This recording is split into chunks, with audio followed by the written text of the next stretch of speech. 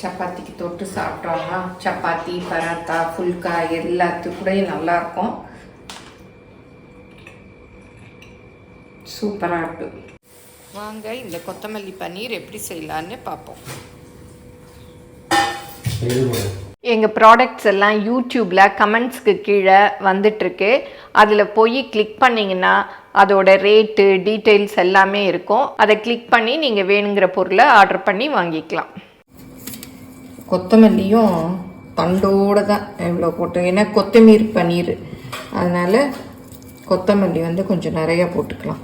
வதக்கிறதுக்கு தான் கட் பண்ணிக்கலாம். நம்ம வதக்கிக்கலாம். வதக்கிட்டு ஒரு பேஸ்ட்டு இந்த கொத்தமல்லி வச்சு வதக்கி அரைக்கணும். அதுக்கு அடுப்பு ஆன் பண்ணிக்கலாம். பாருங்கள், நெய் ஊற்றிக்கலாம். கொஞ்சம் போதும் வதக்கிறதுக்கு தான். நெய் காஞ்சிருச்சு. கொஞ்சம் சீரகம் போட்டுக்கலாம். அப்புறம் இந்த பட்டை கிராம்பு ஏலக்காய் எல்லாத்தையும் போட்டுக்கலாம். அப்புறம் கரண்டி எடுக்க மறந்துட்டேன். இப்போ இந்த முந்திரி பருப்பையும் போட்டுக்கலாம். இந்த பூண்டையும் போட்டுக்கலாம். இதெல்லாம் அப்படியே வதக்கிக்கலாம். கொஞ்சம் கட் பண்ணி போட்டுக்கலாம். ஏன்னா பெருசாக இருக்குது தண்டுலாம், அதை நல்லா வதக்கிக்கணும். நாங்கள் இதிலே போட்டுக்கலாம். நம்ம நல்லா திக்காக வதக்கிட்டு தேங்காய் சேர்ப்போம். நார்த்தில் எல்லாம் முந்திரி தான் சேர்ப்பாங்க. இதை அடுப்பை குறைச்சிக்கலாம். காரத்துக்கு 4 பச்சை மிளகாய் தான் ஒடிச்சிட்டு போட்டுக்கோங்க. அது போடுறச்ச வீடியோ எடுக்க மறந்தாச்சு. 4 ஒடிச்சிட்டு போட்டுக்கோங்க, இல்லாட்டா வெடிச்சிரும். அதனால் இன்னும் கொஞ்சம் கொத்தமல்லி சேர்த்துக்கலாம். நிறையா இருக்குது கொத்தமல்லி. நடுவில் கொத்தமல்லி ரொம்ப விலையாக இருந்தது, இப்போ கொஞ்சம் குறைஞ்சிருக்கு. இப்போ இஞ்சி பூண்டு பேஸ்ட்டு ரெடி பண்ணிக்கலாம். பேஸ்ட்டுக்கு இஞ்சி எடுத்தாச்சு. இதை கட் பண்ணிட்டு போட்டால் தான் இடிக்க வரும். இப்போ இதை இடிச்சுக்கலாம். இதில் கொஞ்சம் உப்பு போட்டுக்கிட்டோம்னா ஈஸியாக இடிக்க வரும். அது இலகுன மாதிரி வரும், நமக்கு ஈஸியாக இருக்கும். பாருங்கள், உப்பு போடவும் நல்லா இலக்கமாக இருக்குது. பாருங்கள், மிக்சியில் அரைக்கிற மாதிரியே வந்திருக்கு. சீக்கிரம் இடிச்சிட்டு பாருங்கள். எப்போவும் இடிக்கிறச்ச இந்த மாதிரி ஒரு துணி போட்டுக்கோங்க. ஏன்னா நம்ம சில சமயம் இதில் இடிக்கிறச்சில் இந்த டைல்ஸ் கூட உடஞ்சிரும். இப்போ பன்னீர் கட் பண்ண போகிறேன். பன்னீர் எப்போ வாங்கினீங்கனாலும் அதை யூஸ் பை டேட் பார்த்துக்கோங்க. எவ்வளோ நாள் யூஸ் பண்ணணும் அப்படிங்கிறதையும் பார்த்துக்கணும். இல்லை வீட்டில் செஞ்சுட்டா பிரச்சனையே இல்லை. அவ்வளோதான். இந்த சைஸ் க்யூபாக கட் பண்ணியிருக்கேன். இப்போ இதை பன்னீரை நெய்யில் வறுத்துக்கணும். நம்ம வேணுங்கிற அளவு ஊற்றிக்கலாம். நான் ஒரு 2 ஸ்பூன் அளவு ஊற்றிக்கிட்டு இந்த பன்னீரையும் போட்டுடலாம். நல்லா கொஞ்சம் வறுத்து எடுத்துக்கணும்.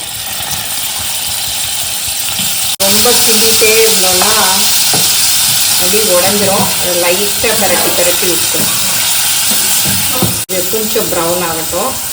அதுக்கு தேவையானதை பார்த்துடலாம். இதில் தான் வெங்காயத்தை இந்த மாதிரி 2 வெங்காயம் பொடியாக கட் பண்ணி வச்சுருக்கேன். இந்த மாதிரி பேஸ்ட்டாக பாருங்கள், அப்படி நல்ல வாசம் சூப்பராக இருக்குது. இந்த பேஸ்ட்டு தான் இந்த கிரேவிக்கு நல்ல ஃப்ளேவர் கொடுக்குறதே. நான் ஃப்ரீசரில் வச்சுருந்தேன். கொஞ்சம் அது தண்ணி இருக்க மாதிரி இருக்குது, அதனால் ப்ரௌன் ஆகலை. எனக்கு என்னவோ குழஞ்சிருமோன்னு பயமாக இருக்குது, அதனால் எடுத்துட்டேன். இதை அப்படியே எடுத்து வச்சுக்கலாம். அந்த தண்ணியெல்லாம் அப்படியே வெளியில் வருது. இதை தனியாக எடுத்து வச்சுக்கணும். இதில் இன்னும் கொஞ்சம் கீ போட்டுக்கலாம். இதே போதும், கொஞ்சம் போடுறேன். இதில் கொஞ்சம் தாளிக்கிறதுக்கு சீரகம் நல்லா பொரியணும். பொரிஞ்சால் தான் நல்லா வாசம் வரும். இப்போ சீரகம் பொரிஞ்சிருச்சு. இந்த பொடியாக கட் பண்ண வெங்காயத்தை போட்டுக்கலாம்.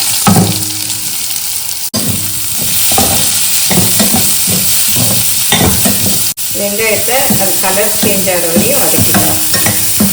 இஞ்சி பூண்டு பேஸ்ட்டு போட்டுடலாம். ரொம்ப இருக்க மாதிரி இருக்குது, அதனால் கொஞ்சம் தான் போடுறேன். இன்னும் கொஞ்சம் வெங்காயம் வளரணும். உப்பு போட்டுக்கலாம். வெங்காயத்தில் உப்பு போடணும். இந்த கிரேவிக்கு தேவையான மொத்தமாக உப்பு இப்போ போட்டுடலாம். இப்போ எங்கள் அன்னம் ஷாப்போட கரம் மசாலா தான் யூஸ் பண்ணுறேன். இது நல்ல எல்லா ஸ்பைசஸும் இருக்கிறதுனால சூப்பராக இருக்கும். அது கொஞ்சம் போட்டாலே போதும். நல்லா மிக்ஸ் பண்ணி விட்டுக்கலாம். இப்போ இந்த அரைச்ச பேஸ்ட்டையும் போட்டுடலாம்.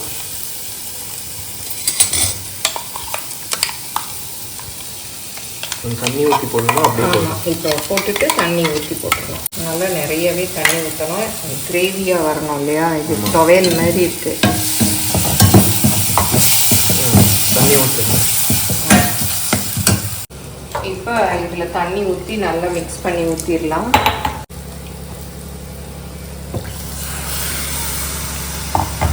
இது எனக்கு என்னவோ பாலக் பன்னீர் மாதிரி தெரியுது.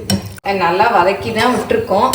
இருந்தாலும் அந்த கரம் மசாலாலாம் போட்டோம் இல்லையா? அந்த ஃப்ளேவரெல்லாம் அப்படியே இறங்கட்டும். கடைசியாக தான் பன்னீர் போடணும். இப்போ வந்து கொத்தமல்லியை நறுக்கிக்கலாம். பொடியாக கடைசியிலையும் தூவணும். நல்லா ஃபைனாக நிறைய எவ்வளோ கொத்தமல்லி போட்டாலும் நல்லாயிருக்கும். நல்ல சின்ன தண்டுங்களை மட்டும் போடுங்க. பெரிய தண்டு வேணும். போட்டுடலாமா? இல்லை, அது பன்னீர் போட்டுட்டு கடைசியாக தான் போடணும். இந்த கொதி வருது பாரு. இப்போ தான் உங்களுக்கு இன்னும் திக்காக வேணும்னா இன்னும் கூட கொதிக்க விட்டுடலாம். சப்பாத்திக்கு தொட்டு சாப்பிட்ற மாதிரி இருக்கணும். அதனால இப்படி தான் வச்சுருக்கேன். இப்போ வந்து பன்னீர் எல்லாம் போட்டுடலாம். நல்லாயிருக்கும். இது அப்படியே கொஞ்சம் இந்த ஃப்ளேவர்ஸ் எல்லாம் பன்னீரில் இறங்கட்டும். இப்போ வந்து கொஞ்சம் கொத்தமல்லி தூவிடலாம். இப்போ கொத்தமல்லி பன்னீர் ரெடி ஆயிடுச்சு. ரொம்ப ஏன்னா நம்ம எல்லாம் வதக்கி தான் அரைச்சிருக்கோம். அதனால ரொம்ப கொதிக்கணும்னு அவசியம் இல்லை.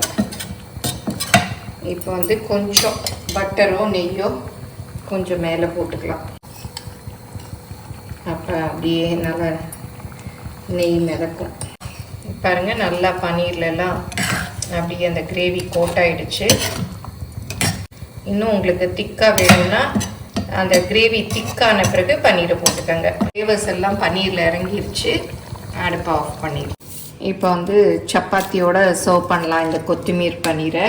இதை வந்து நார்த்தில் கொத்தமீர் பன்னீர், ஏன்னா கொத்தமல்லி அவங்க கொத்தமீர்னு சொல்லுவாங்க.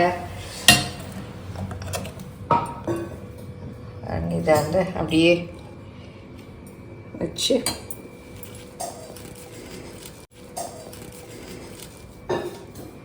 சப்பாத்திக்கு தொட்டு சாப்பிட்டோம்னா சப்பாத்தி, பராத்தா, ஃபுல்கா எல்லாத்துக்கூடையும் நல்லாயிருக்கும். சூப்பராக இருக்குது. நீங்களும் சுவையாக சமைக்கணுமா? எங்கள் மசாலா பொடிகளை யூஸ் பண்ணி பாருங்கள். அதெல்லாம் வாங்கணுன்னா ஸ்க்ரீனில் வர்ற வெப்சைட்டுக்கும் வாட்ஸ்அப் நம்பருக்கும் போய் ஆர்டர் பண்ணிங்கன்னா நீங்கள் வேணுங்கிறத வாங்கிக்கலாம். சூப்பராக இருக்குது. நல்ல கொத்தமல்லியோட ஃப்ளேவர்ஸ் எல்லாம் நல்லாயிருக்கு. ரொம்ப நல்லாயிருக்கு. சப்பாத்தியும் இந்த கொத்தமல்லி பன்னீர் கிரேவியும் ரொம்ப சூப்பராக இருக்குது. இந்த விலாக் உங்கள் எல்லாருக்கும் பிடிச்சிருக்கும்னு நினைக்கிறேன். இந்த மாதிரி விலாக்ஸ் எல்லாம் வேணும்னா கமெண்ட்டில் சொல்லுங்கள். எங்கள் சேனலை லைக் பண்ணுங்கள், சப்ஸ்கிரைப் பண்ணுங்கள். தேங்க்யூ.